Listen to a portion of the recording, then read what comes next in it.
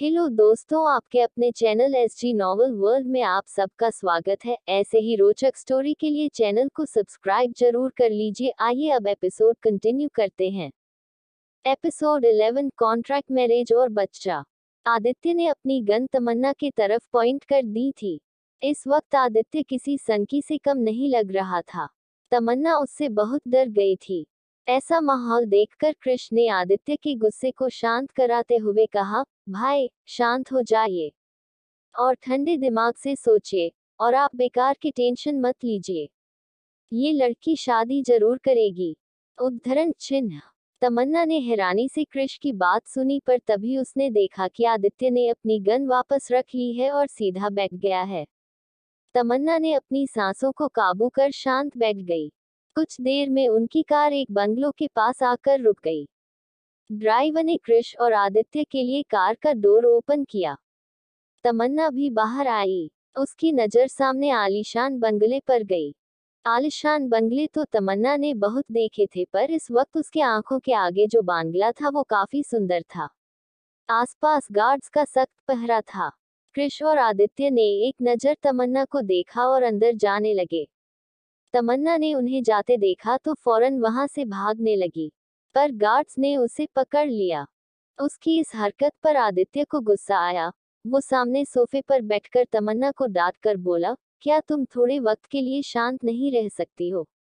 तमन्ना का चेहरा बच्चों जैसा हो गया। वो उसके सामने बैठकर नाराजगी से बोली, कहो क्या कहना है? उद्धरण चिन्ह।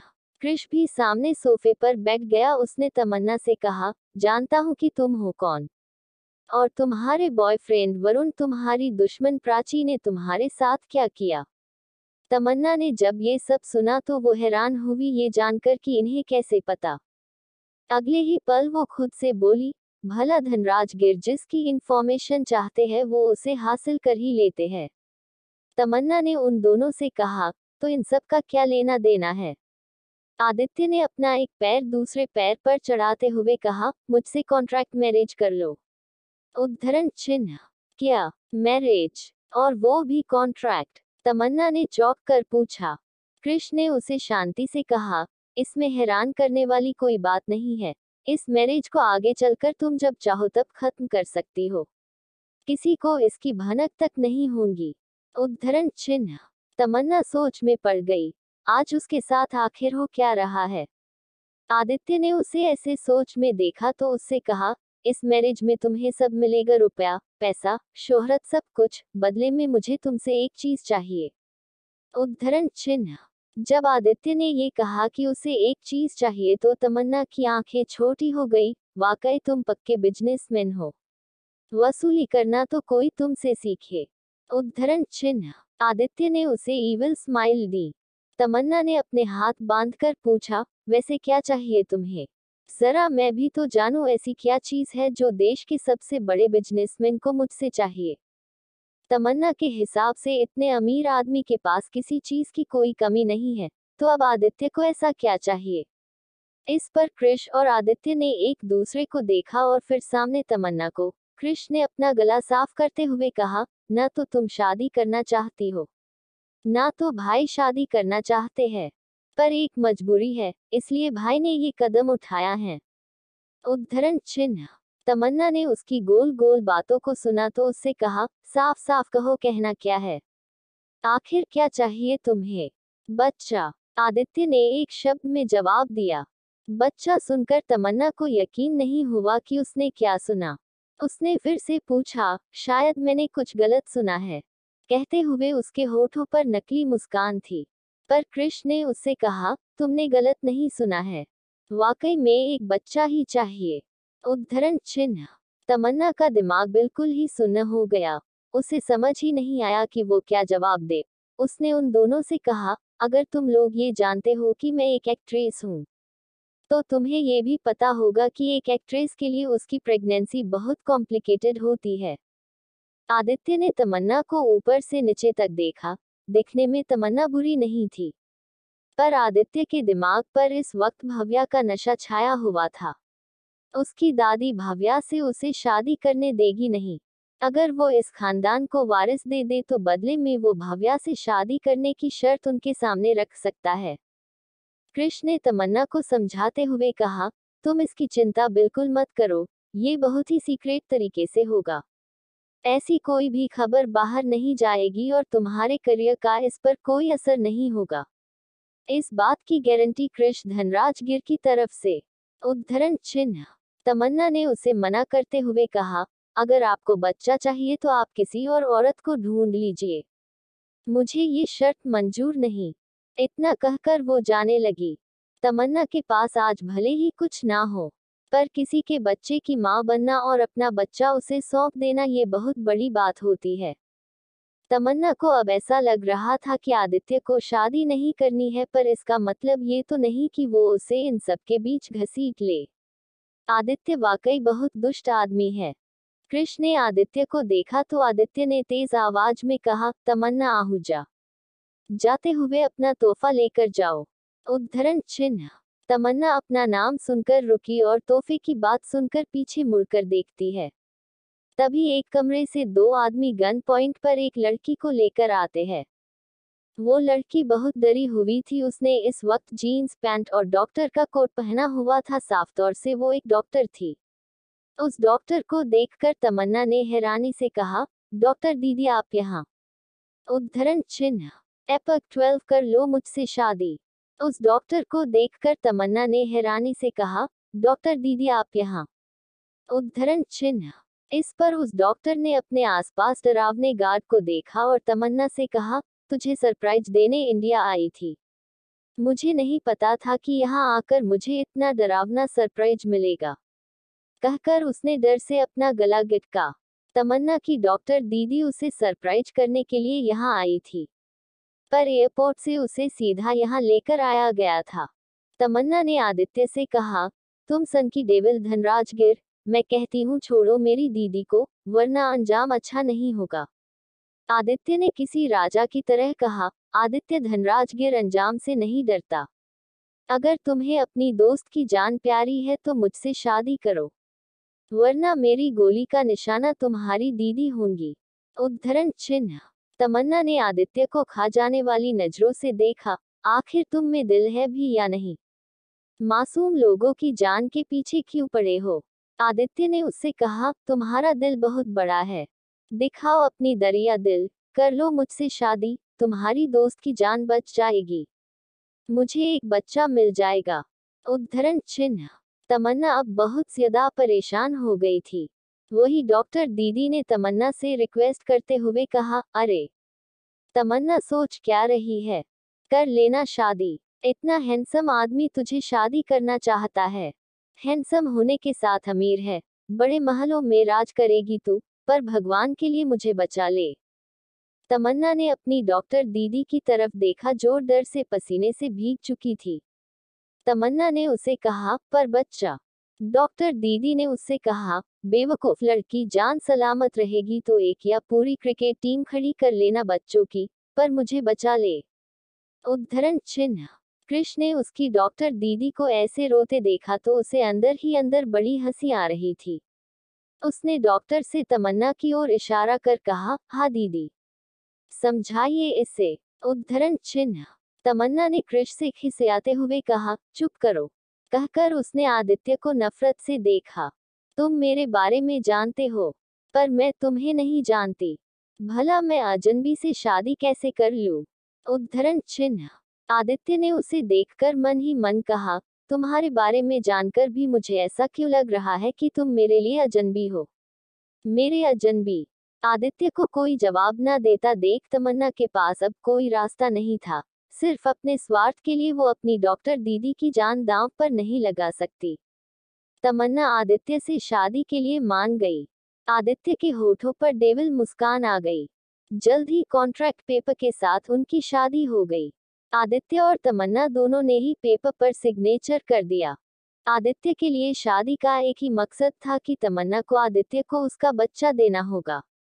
शादी के बाद डॉक्टर दीदी को छोड़ दिया गया था। उसने तमन्ना से माफी मांगते हुए कहा, सॉरी तनु, मैं डर गई थी। उद्धरण चिन्ह। तमन्ना ने उसे कहा, दीदी, मैं जानती हूँ कि ये कैसा आदमी है, तो इसलिए आप अब चिंता मत करो। डॉक्टर दीदी ने राहत की सांस ली। पर उसे तमन्ना के लिए काफी बुरा लग रहा था, क्योंकि वो उसकी कोई सगी बहन नहीं थी बल्कि वो उसकी दोस्त थी। तमन्ना उसे अपनी बड़ी बहन का दर्जा देती थी। तमन्ना ने आदित्य से कहा, तुम जैसा चाहते थे वैसा हो गया है। अब मैं अपनी दीदी के साथ जा रही हूँ। उद्धरण चिन्ह। कृष ने रोकते हुए कहा, ये भले ही कॉन्ट्रैक्ट मैरिज है, पर इंडियन मैरिज के हिसाब से पति पत्नी साथ रहते हैं। उद्धरण चिन्ह। तमन्ना ने इरिटेट होकर कहा, जानती हूँ, पर ये सब इतनी आसानी से एक्सेप्ट कर लेना मेरे लिए मुश्किल है। मुझे कम से कम 2 दिन का समय तो दो, और वैसे भी मुझे अपनी डॉक्टर दीदी के साथ समय बिताना है। उद्धरण चिन्ह। कृष ने तमन्ना की बात सुनकर आदित्य की तरफ देखा तो आदित्य ने तमन्ना को डांटते हुए कहा, चुप करके यही रहो, और तुम्हारी दोस्त भी यहाँ रह सकती है, पर सिर्फ कुछ समय के लिए, बाद में अपना ठिकाना ढूंढ लेना। इतना कहकर वो अपने कमरे में चला गया।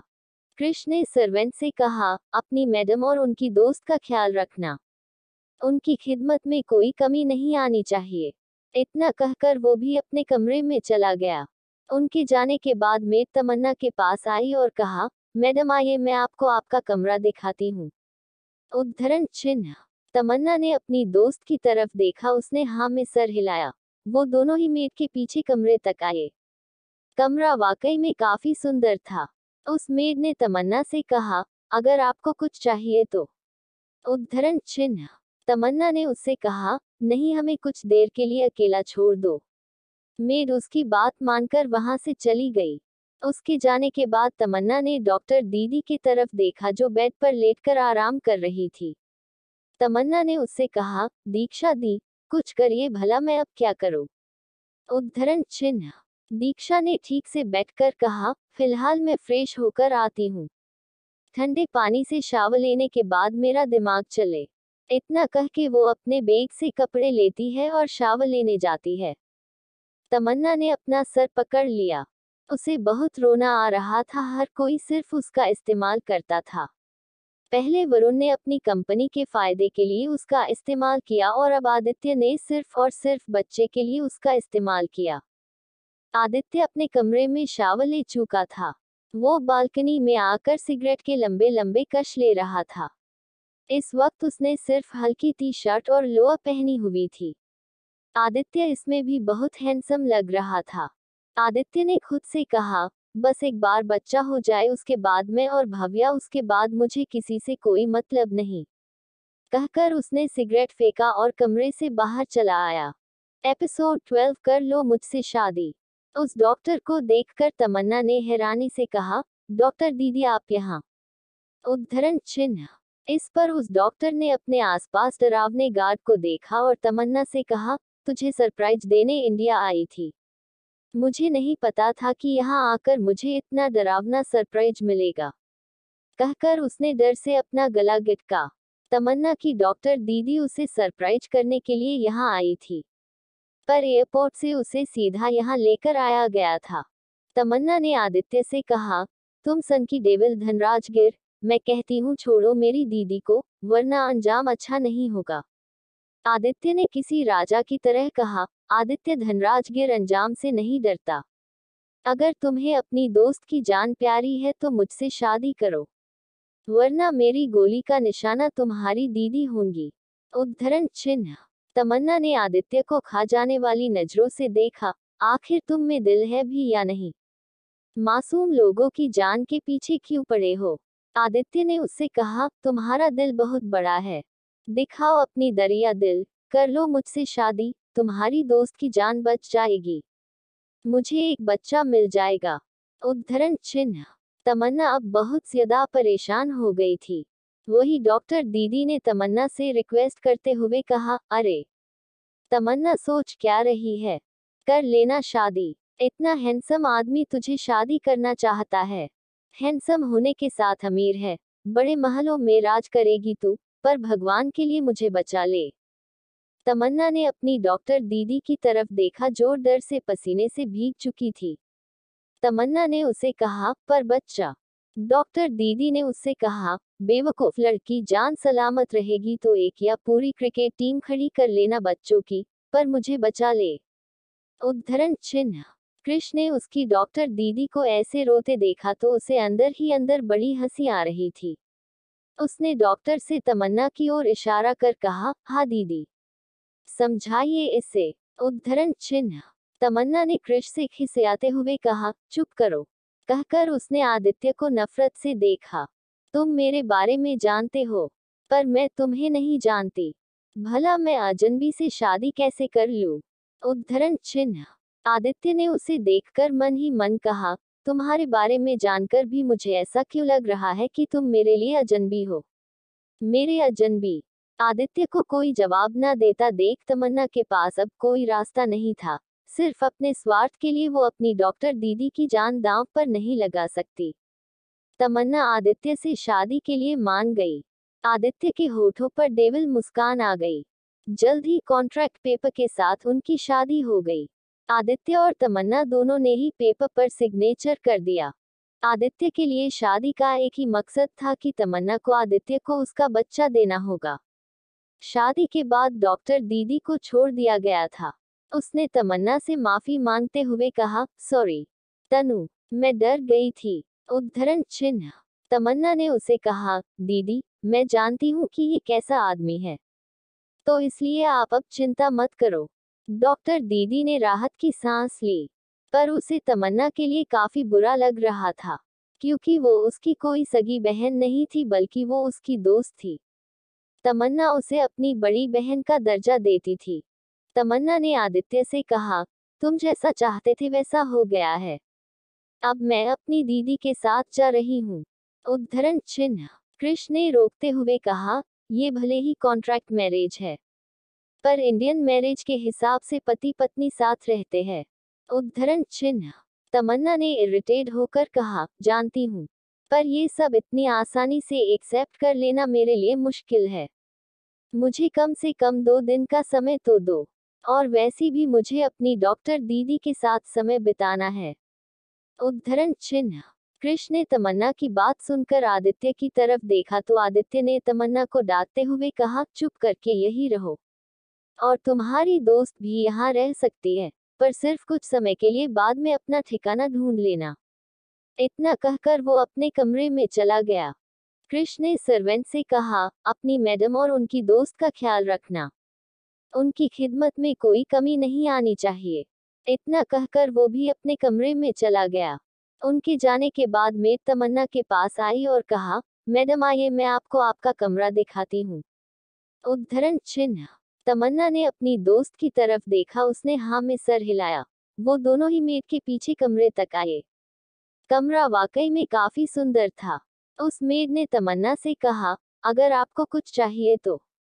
उद्धरण चिन्ह। तमन्ना ने उससे कहा, नहीं, हमें कुछ देर के लिए अकेला छोड़ दो। मेड उसकी बात मानकर वहां से चली गई।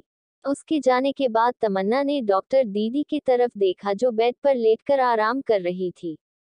तमन्ना ने उससे कहा, दीक्षा दी, कुछ करिए भला, मैं अब क्या करूं? उद्धरण चिन्ह। दीक्षा ने ठीक से बैठकर कहा, फिलहाल मैं फ्रेश होकर आती हूँ। ठंडे पानी से शावर लेने के बाद मेरा दिमाग चले। इतना कह के वो अपने बैग से कपड़े लेती है और शावर लेने जाती है। तमन्ना ने अपना सर पकड़ लिया। उसे बहुत रोना आ रहा था, हर कोई सिर्फ उसका इस्तेमाल करता था।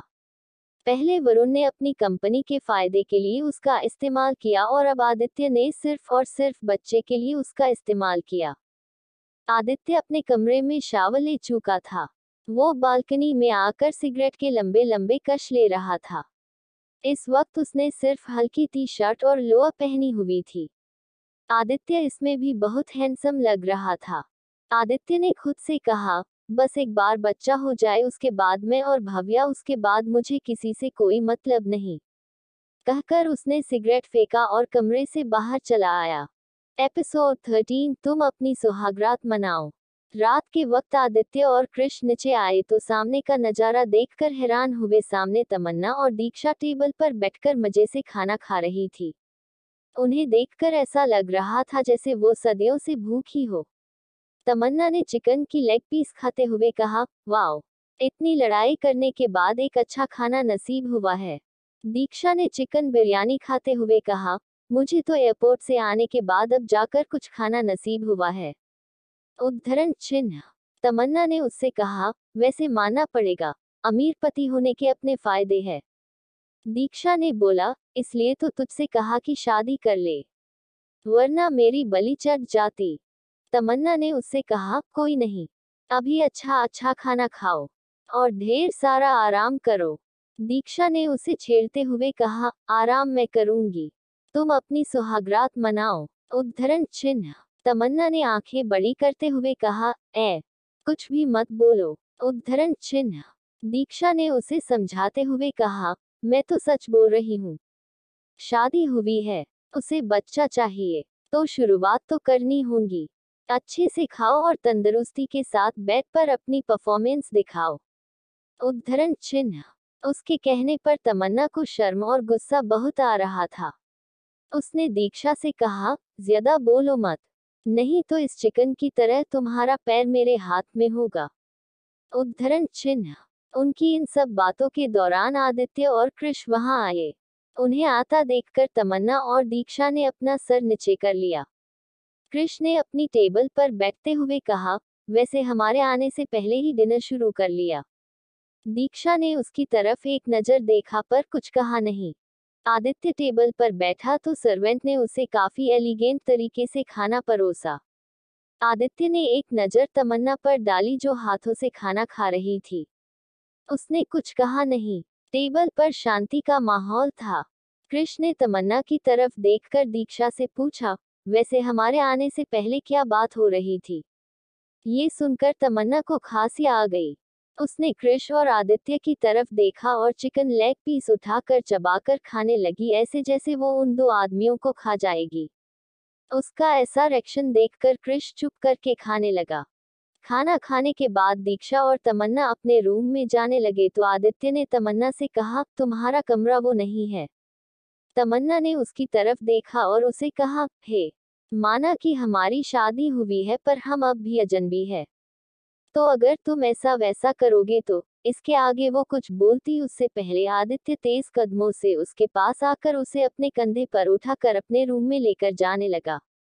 दीक्षा हैरान थी, अरे छोड़ो मेरी दोस्त को। उद्धरण चिन्ह। आदित्य ने एक आवाज दी, कृष। कृष बंदूक लेकर दीक्षा के पास आया। दीक्षा की सारी आवाज उसके मुंह में रह गई। वो फटाक से रूम में भाग गई। वही तमन्ना ने आदित्य के कंधे पर मारकर कहा, हे, छोड़ो मुझे, तुम मेरे साथ ऐसा नहीं कर सकते थे। आदित्य उसे कमरे में लेकर आया और पैर से दरवाजा बंद कर तमन्ना को नीचे उतारा। तमन्ना ने अपने कमर पर हाथ रखकर उसकी गहरी आंखों में देखा। तमन्ना को उसकी आंखें बहुत सुंदर लगने लगी पर अगले ही पल वो डरने लगी। उसने हकलाते हुए आदित्य को समझाते हुए कहा, देखो, मेरी बात सुनो, हम अजनबी है, हमारे बीच कुछ नहीं हो सकता है। उद्धरण चिन्ह। आदित्य ने जब उसे ऐसे डरते हुए देखा तो उसके होठों पर ना दिखने वाली स्माइल आ गई। आदित्य ने कमरे में बैग की तरफ जाते हुए कहा, तो तुम्हें क्या लगता है कि मैं तुम्हारे साथ कुछ करूंगा? कहकर वो बेड पर बैठा और तमन्ना को ऐसे देखा जैसे वो उसका मजाक उड़ा रहा हो। लड़कियां मेरे पास आने के लिए तड़पती है, तुम में ऐसी क्या खास बात है? उद्धरण चिन्ह। ये बात सुनकर तमन्ना को ऐसा लगा जैसे आदित्य उसकी बेइज्जती कर रहा है। इसलिए वो गुस्से में बेड के पास आई और बेड पर चढ़ते हुए बोली, ओह अजनबी, शायद तुम्हें अंदाजा नहीं है कि मैं कितनी खूबसूरत हूँ। कहकर वो अपने कमर पर हाथ रखकर उसे घूरने लगी। आदित्य ने उसे एक नजर देखा और फिर कहा, भला मुझे कैसे पता होगा कि तुम कितनी खूबसूरत हो? मैं तो शराब में नशे में ठीक से तुम्हें देख भी नहीं पाया, क्यों ना तुम अभी मुझे दिखा दो। कहते हुए उसके होठों पर शरारती मुस्कान थी। तमन्ना ने तुरंत खुद के आगे तकिए को ऐसे रखा जैसे वो खुद को कवर कर रही हो। देखो, तुम ऐसा कुछ नहीं करोगे, हमारी डील हुई है, जब तक मैं अपना सपना पूरा नहीं कर लेती तब तक तुम ऐसा वैसा नहीं कर सकते। एक बार मेरा काम हो जाए उसके बाद मैं तुम्हारा काम कर दूंगी। उद्धरण चिन्ह। तमन्ना ने डरते हुए हकलाते हुए अपनी ये बात कही। आदित्य ने उसे एक नजर देखा। तमन्ना ने उसे बताया था कि प्रेगनेंसी में उसकी पेट की बेली शेप बिगड़ सकती है, इससे एक्टिंग करियर में आगे चलकर थोड़ी दिक्कत आ सकती है। इसलिए आदित्य ने कुछ महीनों की मोहलत दी थी, इसमें वो जो करना चाहे करे। पर जिस दिन आदित्य का मूड बदल गया उस दिन तमन्ना को उसके साथ बच्चा करना होगा। आदित्य ने उससे कहा, तुम्हें सिर्फ मेरे साथ बच्चा ही नहीं करना है, बल्कि घरवालों के सामने एक अच्छी बहू और बीवी की एक्टिंग करनी है। इसलिए तुम्हें हायर किया गया है, तो अब इस तेरे मेरे साथ रहकर अजनबी वाला बर्ताव मत करो, वरना अगर किसी को इस शादी का सच पता चला तो लोगों को इसके साथ तुम्हारी मौत की खबर भी मिलेगी। उद्धरण चिन्ह। आदित्य ने लगभग उसे धमकाते हुए कहा। उसके शब्द बेहद कठोर थे। आदित्य ने उससे अपनी नजरें फेरी और ब्लैंकेट ओढ़कर अपनी आंखें बंद कर ली। तमन्ना ने अपना गला गिटका और खुद से कहा, ये आदमी पूरे दिन में आज 5वीं बार मारने की धमकी दे रहा है। उद्धरण चिन्ह। उसने इतना कहा ही था कि आदित्य की एक और बार आवाज आई। आदित्य ने आंखें बंद किए हुए ही उससे कहा, चुप करके सो जाओ। मेरी नींद खराब की तो हो सकता है कल सुबह तक तुम जिंदा ना रहो। उसका इतना कहना था कि तमन्ना चुप करके फटाफट से सो गई। आदित्य के होठों पर हल्की मुस्कान आ गई। आगे की कहानी में जाने क्या होगा। जब 14 तुम सनकी डेविल के साथ एक मोटे हाथी भी हो। आधी रात का वक्त। आदित्य को अचानक अजीब सी आवाजें आने लगी। उसकी नींद जैसे टूटने सी लगी हो। धीरे धीरे आवाज बढ़ने लगी और आदित्य ने अपनी आंखें खोलकर साइड टेबल का लैंप ऑन कर दिया। उसने अपने आंखों को मलते हुए बगल में देखा, तमन्ना वहां नहीं थी। तमन्ना को वहां ना पाकर आदित्य की आंखें छोटी हो गई। ये लड़की कहाँ गई, कहकर वो बेड से उतरा और कमरे में तमन्ना को ढूंढने लगा। उसे कमरे में आवाजें आने लगी। आदित्य उन आवाजों का पीछा कर तमन्ना को ढूंढने लगा। कुछ देर ढूंढने पर भी जब वो नहीं मिली तो आदित्य ने अपना सर पकड़ लिया। उसे शांति से तमन्ना को ढूंढना था। तभी उसने महसूस किया कि ये आवाज बेड के पास से आ रही थी। वो अगले ही पल झुका और बेड की बेडशीट की तरफ अपना हाथ बढ़ाया। क्या तमन्ना बेड के नीचे है? आदित्य ने बेडशीट ऊपर करके देखा तो सामने तमन्ना लैपटॉप में हॉरर मूवी देखते हुए चिप्स खा रही थी। ये उसके खाने की ही आवाज थी। आदित्य को उसकी इस हरकत पर गुस्सा आने लगा था। तमन्ना जो मूवी देख रही थी, अचानक उसे ऐसा महसूस हुआ कि कोई उसे काफी देर से देख रहा है। उसने यूं अपनी मुंडी बगल में घुमाई तो एकदम से उसकी चीख निकल गई। आदित्य की काली आंखों को देखकर तमन्ना चीख पड़ी। उसकी ऐसे चीखने की आवाज सुनकर आदित्य ने अपने कान पर हाथ रखकर कहा, चिल्लाना बंद करो, ये मैं हूँ। तमन्ना ने उसकी बात सुनी तो उसे गौर से देखा। बेड के नीचे अंधेरा होने से उसे ठीक से दिखाई नहीं दिया। आदित्य को वो काला भूत समझ बैठी। तमन्ना ने चिल्लाना बंद किया तो आदित्य ने अपना एक हाथ बढ़ाकर उसके पैर पकड़कर उसे बेड के नीचे से बाहर निकाला। तमन्ना डरी हुई नजरों से आदित्य को देख रही थी और आदित्य तमन्ना को घूर रहा था। आदित्य ने उसका लैपटॉप लेकर बंद किया और उठते हुए बोला, ये सब क्या है? तुम रात को मूवी देखकर चिल्ला रही हो, भला ये कौन करता है? उद्धरण चिन्ह। तमन्ना ने मासूम सा मुंह बनाकर कहा, वो मुझे रात को नींद नहीं आ रही थी, इसलिए मैं लैपटॉप में मूवी देख रही थी। मैंने नहीं सोचा था कि तुम जाग जाओगे। अचानक तुम्हें अंधेरे में देखकर मैं डर गई। आदित्य ने उसे एकदम से गोद में उठाकर बेड पर लेटाया और उसके ऊपर आकर कहा, तुम्हारी हरकतें देखकर लगता नहीं है कि तुम मुझसे डरती भी हो। इस पर तमन्ना ने उससे कहा, पहले ये बताओ तुम मेरे ऊपर क्या कर रहे हो? हटो मेरे ऊपर से। तमन्ना ने उस भारी से शरीर को हिलाने की कोशिश करते हुए कहा।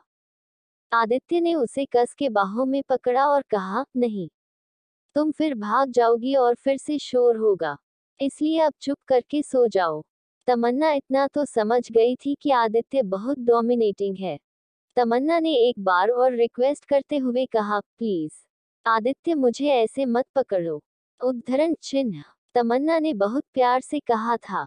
आदित्य ने जब उसके मुंह से इतने प्यार से अपना नाम सुना तो एक पल के लिए उसका दिल धड़कना शुरू हो गया। आदित्य और तमन्ना का चेहरा एक दूसरे के बेहद करीब था। उनकी सांसें एक दूसरे पर महसूस होने लगी थी। आदित्य धीरे धीरे ना जाने क्यों उसके और करीब आया। तमन्ना का भी दिल तेजी से धड़कने लगा था। एक पल के लिए उसके दिमाग ने दीक्षा की कही बातें याद आई कि आज उसकी फर्स्ट नाइट है। वो जब तक उन ख्यालों से बाहर आई उससे पहले उसे अपनी होठों पर आदित्य के होठों का स्पर्श महसूस हुआ। तमन्ना की आंखें बड़ी हो गई। वो उसे खुद से दूर करने लगी। आदित्य ने उसका हाथ अपने हाथ से दबा लिया। तमन्ना की इतनी मेहनत के बावजूद भी वो खुद को छुड़ा ना सकी।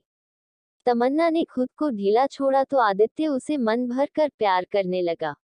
ना जाने क्यों उसे उसके होठों का टेस्ट बहुत अच्छा लगने लगा था। कुछ देर बाद उसने महसूस किया कि तमन्ना सांस नहीं ले पा रही है तो उसने उसे छोड़ा। उसके छोड़ते ही तमन्ना जोर से सांसें लेने लगी। उसे ऐसा लगा कि ये आदित्य की कोई नई तरकीब है उसे जान से मारने की। तमन्ना ने हांफते हुए कहा, तुम सन की डेविल के साथ एक मोटे हाथी भी हो। अब हटो मेरे ऊपर से। कहकर वो उसे अपने नाजुक हाथों से धक्का देने लगी। आदित्य ने उसके गालों पर बाइट करते हुए कहा, मैं मोटा हाथी नहीं, बल्कि तुम चींटी हो, जो चिल्लाकर मेरे कान की बैंड बजा चुकी है। आदित्य ने अपना मुंह बना लिया क्योंकि तमन्ना काफी जोर से चिल्लाई थी। उसके गाल पर बाइट करते समय तमन्ना की आह निकल गई। अब तो मान जाओ कि मैं सुंदर हूँ। मुझ में खास बात नहीं, बल्कि मैं ही खास हूँ, हुस्न की परी हूँ, इसलिए तुम खुद को कंट्रोल नहीं कर पाए। तमन्ना ने एटीट्यूड में अपनी तारीफ करते हुए कहा। वो ये साबित करना चाहती थी कि आदित्य उसके आगे खुद को कंट्रोल नहीं कर पाया।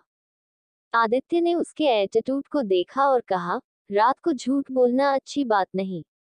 कहकर वो उसके गले लगाकर सो गया। तमन्ना को समझ नहीं आया, क्या वो उसकी बेइज्जती कर रहा था। उसने झूठ नहीं बोला, वो वाकई में सुंदर है। तमन्ना ने खुद से कहा, लगता है रात के अंधेरे में इसे मेरी खूबसूरती ठीक से दिखाई नहीं दी। तभी आदित्य की धमकाती हुई आवाज आई, अब अगर तुम नहीं सोई तो मैं तुम्हारी खूबसूरती रात भर अच्छे से एक्सप्लोर करूंगा। तमन्ना ने तुरंत डर से ही आंखें बंद कर ली। आदित्य वाकई में दुष्ट आदमी है। क्या इन अजनबियों के बीच प्यार होगा? एपिसोड 14, तुम सन की डेविल के साथ एक मोटे हाथी भी हो। आधी रात का वक्त। आदित्य को अचानक अजीब सी आवाजें आने लगी। उसकी नींद जैसे टूटने सी लगी हो। धीरे धीरे आवाज बढ़ने लगी और आदित्य ने अपनी आंखें खोलकर साइड टेबल का लैंप ऑन कर दिया। उसने अपने आंखों को मलते हुए बगल में देखा, तमन्ना वहां नहीं थी। तमन्ना को वहां ना पाकर आदित्य की आंखें छोटी हो गई। ये लड़की कहाँ गई? कहकर वो बेड से उतरा और कमरे में तमन्ना को ढूंढने लगा। उसे कमरे में आवाजें आने लगी। आदित्य उन आवाजों का पीछा कर तमन्ना को ढूंढने लगा। कुछ देर ढूंढने पर भी जब वो नहीं मिली तो आदित्य ने अपना सर पकड़ लिया। उसे शांति से तमन्ना को ढूंढना था। तभी उसने महसूस किया कि ये आवाज बेड के पास से आ रही थी। वो अगले ही पल झुका और बेड की बेडशीट की तरफ अपना हाथ बढ़ाया। क्या तमन्ना बेड के नीचे है? आदित्य ने बेडशीट ऊपर करके देखा तो सामने तमन्ना लैपटॉप में हॉरर मूवी देखते हुए चिप्स खा रही थी। ये उसके खाने की ही आवाज थी। आदित्य को उसकी इस हरकत पर गुस्सा आने लगा था। तमन्ना जो मूवी देख रही थी, अचानक उसे ऐसा महसूस हुआ कि कोई उसे काफी देर से देख रहा है। उसने यूं अपनी मुंडी बगल में घुमाई तो एकदम से उसकी चीख निकल गई। आदित्य की काली आंखों को देखकर तमन्ना चीख पड़ी। उसकी ऐसे चीखने की आवाज सुनकर आदित्य ने अपने कान पर हाथ रखकर कहा, चिल्लाना बंद करो, ये मैं हूँ। तमन्ना ने उसकी बात सुनी तो उसे गौर से देखा। बेड के नीचे अंधेरा होने से उसे ठीक से दिखाई नहीं दिया। आदित्य को वो काला भूत समझ बैठी। तमन्ना ने चिल्लाना बंद किया तो आदित्य ने अपना एक हाथ बढ़ाकर उसके पैर पकड़कर उसे बेड के नीचे से बाहर निकाला। तमन्ना डरी हुई नजरों से आदित्य को देख रही थी और आदित्य तमन्ना को घूर रहा था। आदित्य ने उसका लैपटॉप लेकर बंद किया और उठते हुए बोला, ये सब क्या है? तुम रात को मूवी देखकर चिल्ला रही हो, भला ये कौन करता है? उद्धरण चिन्ह। तमन्ना ने मासूम सा मुंह बनाकर कहा, वो मुझे रात को नींद नहीं आ रही थी, इसलिए मैं लैपटॉप में मूवी देख रही थी। मैंने नहीं सोचा था कि तुम जाग जाओगे। अचानक तुम्हें अंधेरे में देखकर मैं डर गई। आदित्य ने उसे एकदम से गोद में उठाकर बेड पर लेटाया और उसके ऊपर आकर कहा, तुम्हारी हरकतें देखकर लगता नहीं है कि तुम मुझसे डरती भी हो। इस पर तमन्ना ने उससे कहा, पहले ये बताओ तुम मेरे ऊपर क्या कर रहे हो। हटो मेरे ऊपर से। तमन्ना ने उस भारी से शरीर को हिलाने की कोशिश करते हुए कहा। आदित्य ने उसे कस के बाहों में पकड़ा और कहा, नहीं, तुम फिर भाग जाओगी और फिर से शोर होगा, इसलिए अब चुप करके सो जाओ। तमन्ना इतना तो समझ गई थी कि आदित्य बहुत डोमिनेटिंग है। तमन्ना ने एक बार और रिक्वेस्ट करते हुए कहा, प्लीज आदित्य मुझे ऐसे मत पकड़ो। उद्धरण चिन्ह। तमन्ना ने बहुत प्यार से कहा था। आदित्य ने जब उसके मुंह से इतने प्यार से अपना नाम सुना तो एक पल के लिए उसका दिल धड़कना शुरू हो गया। आदित्य और तमन्ना का चेहरा एक दूसरे के बेहद करीब था। उनकी सांसें एक दूसरे पर महसूस होने लगी थी। आदित्य धीरे धीरे ना जाने क्यों उसके और करीब आया।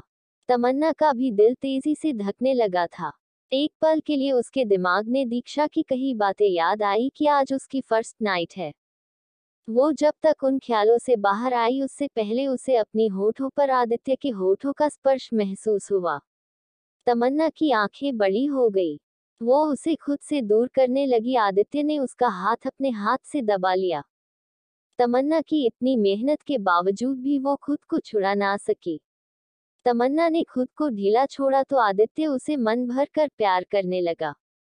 ना जाने क्यों उसे उसके होठों का टेस्ट बहुत अच्छा लगने लगा था। कुछ देर बाद उसने महसूस किया कि तमन्ना सांस नहीं ले पा रही है तो उसने उसे छोड़ा। उसके छोड़ते ही तमन्ना जोर से सांसें लेने लगी। उसे ऐसा लगा कि ये आदित्य की कोई नई तरकीब है उसे जान से मारने की। तमन्ना ने हाफते हुए कहा, तुम सन की डेविल के साथ एक मोटे हाथी भी हो। अब हटो मेरे ऊपर से। कहकर वो उसे अपने नाजुक हाथों से धक्का देने लगी। आदित्य ने उसके गालों पर बाइट करते हुए कहा, मैं मोटा हाथी नहीं, बल्कि तुम चींटी हो, जो चिल्लाकर मेरे कान की बैंड बजा चुकी है। आदित्य ने अपना मुंह बना लिया क्योंकि तमन्ना काफी जोर से चिल्लाई थी। उसके गाल पर बाइट करते समय तमन्ना की आह निकल गई। अब तो मान जाओ कि मैं सुंदर हूँ। मुझ में खास बात नहीं, बल्कि मैं ही खास हूँ, हुस्न की परी हूँ, इसलिए तुम खुद को कंट्रोल नहीं कर पाए। तमन्ना ने एटीट्यूड में अपनी तारीफ करते हुए कहा।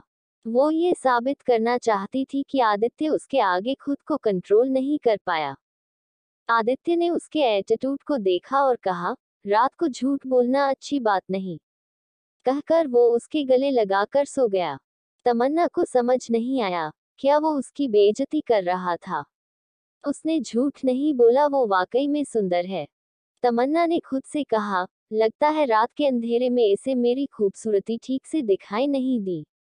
तभी आदित्य की धमकाती हुई आवाज आई, अब अगर तुम नहीं सोई तो मैं तुम्हारी खूबसूरती रात भर अच्छे से एक्सप्लोर करूंगा।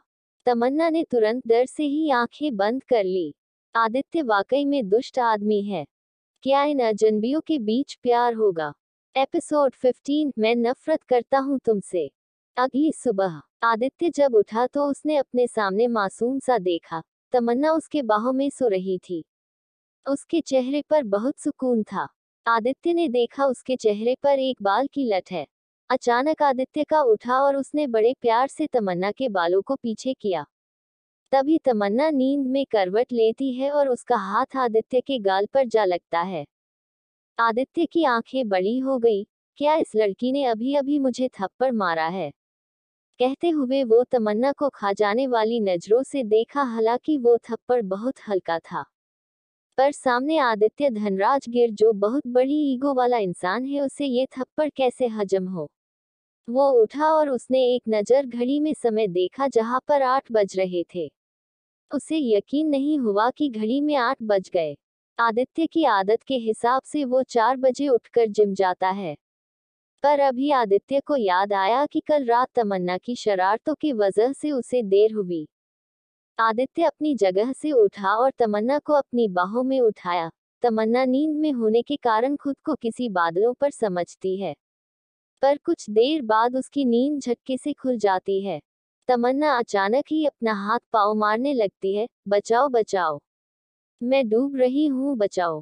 कहते हुए तमन्ना पानी में हाथ पाँव मार रही थी। आदित्य ने उसे अपने कमरे में बने बड़े से बाथरूम के स्विमिंग पूल में डाल दिया था। आदित्य ने बाहर ही खड़ा तमन्ना को ऐसे आवाज देते देख रहा था।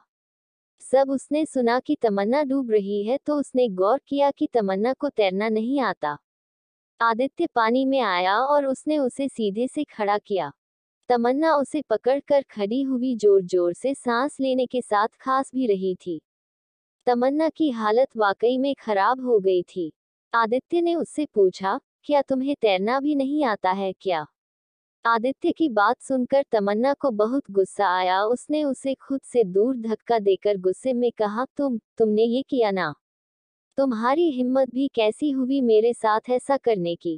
कहते हुए तमन्ना रोने लगी। आदित्य को उम्मीद नहीं थी कि वो रोने लगेगी।